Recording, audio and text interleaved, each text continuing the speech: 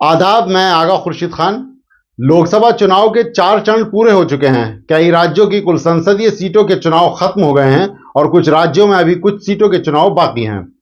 चुनावी माहिर और सियासत के पंडितों ने अब यह कहना शुरू कर दिया है कि कौन सी पार्टी केंद्र में विराजमान होने वाली है और कौन सा दल सत्ता से दूर रह सकता है। चुनाव के क्या नतीजे रहेंगे ये तो आने वाली 4 जून को ही पता चलेगा, लेकिन जो अंदाजे किए जा रहे हैं उनसे मालूम होता है कि इंडिया गठबंधन और एनडीए के बीच मुकाबला काफी सख्त है।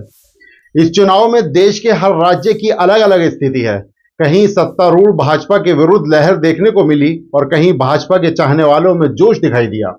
चौथे चरण में जिन 96 सीटों पर मतदान हुआ, 2019 में उनमें से 42 पर भाजपा ने जीत दर्ज की थी, जबकि वाईएसआर कांग्रेस ने आंध्र प्रदेश में 22 और बीआरएस ने तेलंगाना में 9 सीटें जीती थीं।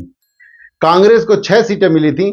भाजपा और कांग्रेस ने मतदाताओं को मोटे तौर पर धार्मिक और जातीय अस्मिताओं के सवालों के इर्द गिर्द गोलबंद करना जारी रखा है। भाजपा ने कांग्रेस पर मुसलमानों का पक्ष लेने का आरोप लगाना जारी रखा।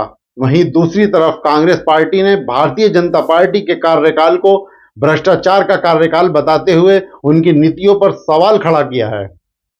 दोनों गठबंधन एक दूसरे के ऊपर लगातार जमकर निशाना साध रहे हैं। हालांकि चुनाव में एक बात साफ नजर आ रहा है कि कोई भी व्यक्ति सीधे तौर पर यह नहीं कह पा रहा है कि केंद्र सरकार किसकी बनेगी।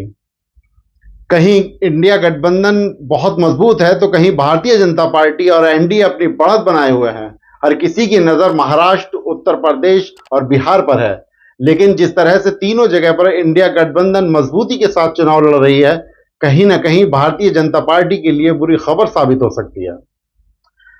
जिस तरह का चुनाव चला है उससे रोजगार का मुद्दा एक बहुत बड़ा मुद्दा रहा।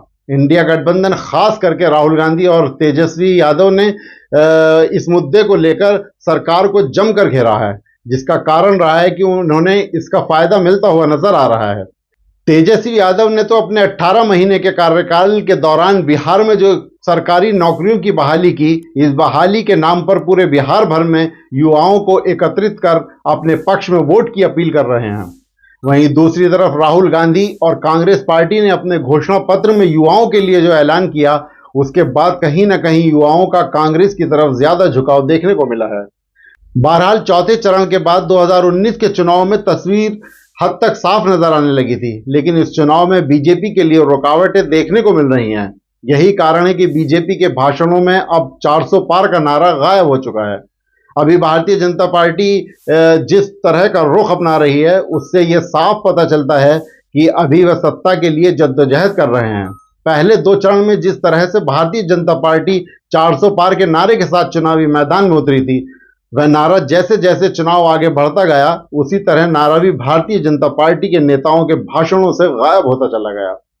अब सवाल यही खड़ा होता है कि क्या भारतीय जनता पार्टी को इंडिया गठबंधन की चुनौती ज्यादा मुश्किल लग रही है? ये सवाल इसलिए उत्तर प्रदेश पर रही है, लेकिन कहीं ना कहीं अखिलेश यादव और राहुल गांधी की जोड़ी उत्तर प्रदेश में भारतीय जनता पार्टी के कई समीकरणों को बिगाड़ते हुए नजर आ रही है।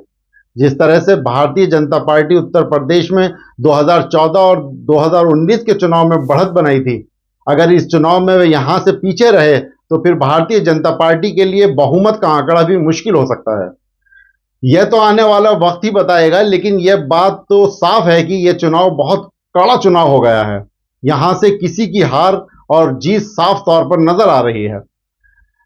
इस चुनाव पर आपकी क्या राय है? कमेंट्स बॉक्स में हमें जरूर बताएं।